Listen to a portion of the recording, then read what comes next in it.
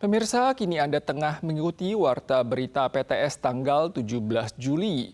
Kemarin Papua Nugini tiba-tiba mengumumkan penutupan kantor perwakilan Taiwan di sana melalui penegasan kembali prinsip satu Tiongkok. Kementerian Luar Negeri Taiwan melayangkan protes terhadap pengumuman sepihak dari Papua Nugini dan menyatakan bahwa keputusan itu diambil tanpa diskusi terlebih dahulu.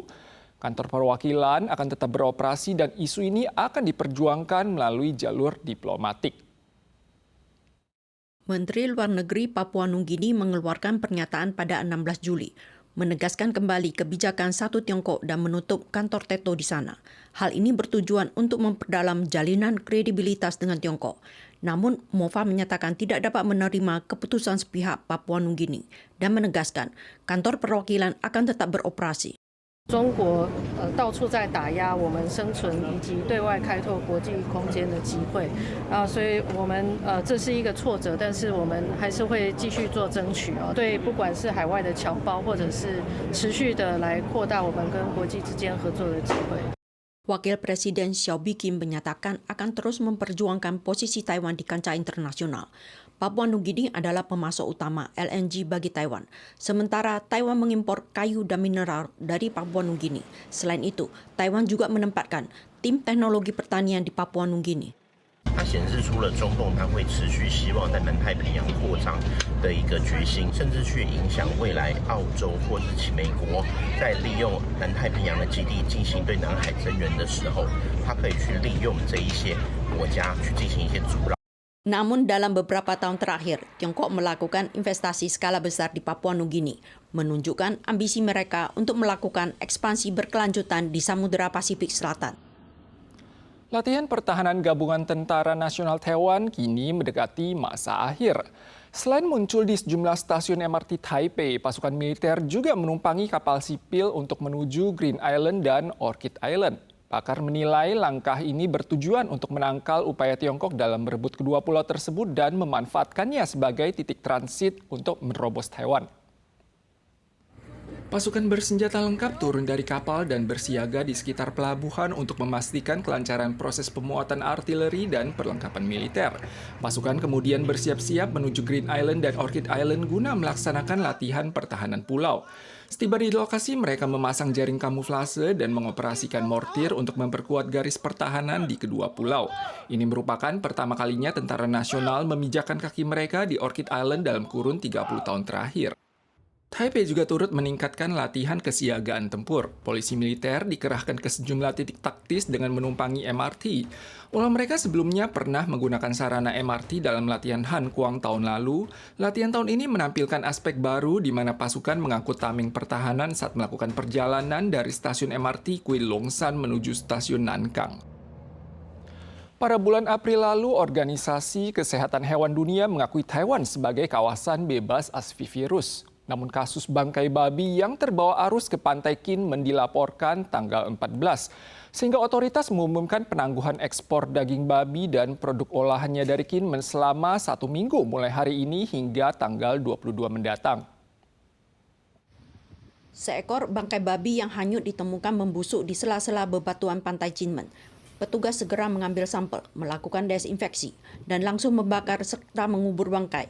Tanggal 16 Juli, hasil uji laboratorium menunjukkan sampel positif mengandung asam nukleat asvivirus. Hal ini menunjukkan bahwa situasi pandemi di Tiongkok masih berlangsung. 他们的疫情事实上不是很透明但是它这个海漂柱都能够验到病毒核酸阳性的话，那代表他们的疫情应该是一直在持续当中 Bangkai babi ini kemungkinan terbawa Taifun Bavi dari muara sungai di Tiongkok hingga terdampar di Pantai Kinmen. Petugas segera melakukan pemeriksaan terhadap semua peternakan babi yang berada dalam radius 10 km dari lokasi kejadian. 周遭10公里的25个养猪场进行一个生物安全访视目前5000余头猪相关的健康状况均正常，让安全无虞。 Pedagang di pasar tradisional Kinmen tetap menjual daging babi dan menegaskan bahwa daging produksi lokal aman untuk dikonsumsi. Penemuan bangkai babi baru-baru ini mendorong Kementerian Pertanian untuk menangguhkan sementara ekspor daging babi dan produk olahan selama 1 minggu. Insiden ini menyoroti betapa seriusnya wabah ASFI virus di seluruh Asia. Pengunjung yang tiba di Taiwan diimbau untuk tidak membawa daging babi dan produk olahannya. Kaohsiung mencatat 2 kasus penularan demam berdarah dari luar negeri pada seorang warga Vietnam dan seorang siswa dari Kamboja. Hingga kini, Taiwan mencatat total 11 kasus impor dan 7 kasus lokal. Warga diimbau menjaga kebersihan lingkungan, melakukan langkah pemberantasan nyamuk dan segera berobat jika muncul gejala. Wabah demam berdarah merebak di Kaohsiung dengan munculnya 2 kasus baru pada seorang imigran baru Vietnam dan seorang siswa Kamboja. Dalam tahun ini, Kaohsiung telah mencatat total 11 kasus impor dan 7 kasus lokal. Warga yang baru kembali dari luar negeri diimbau segera berobat jika muncul gejala seperti demam dan nyeri persendian. Selain itu, warga juga disarankan untuk menerapkan langkah pemberantasan nyamuk dan menjaga kebersihan lingkungan tempat tinggal. Aparat kepolisian Hong Kong telah menggerebek 4 toko buku independen Hong Kong sebanyak 3 kali tahun ini. Dalam penggeledahan terpisah di 2 toko buku di kawasan Mongkok lusa lalu, petugas menyita sejumlah kardus berisi buku dan menangkap 5 orang. Termasuk seorang staf wanita yang menjadi sorotan publik saat ia diborgol sambil mengenakan kaos hitam bertuliskan, "Saya staf toko buku." Staf wanita toko buku independen Hong Kong, Have a Nice Day, mengenakan kaos hitam bertuliskan "Saya staf toko buku" saat diborgol dan digiring oleh polisi Hong Kong pada 15 Juli. Polisi juga menyita sejumlah kotak berisi buku dan barang terkait. Pada hari yang sama, toko buku Greenfield yang juga berada di kawasan Mongkok terus digerebek.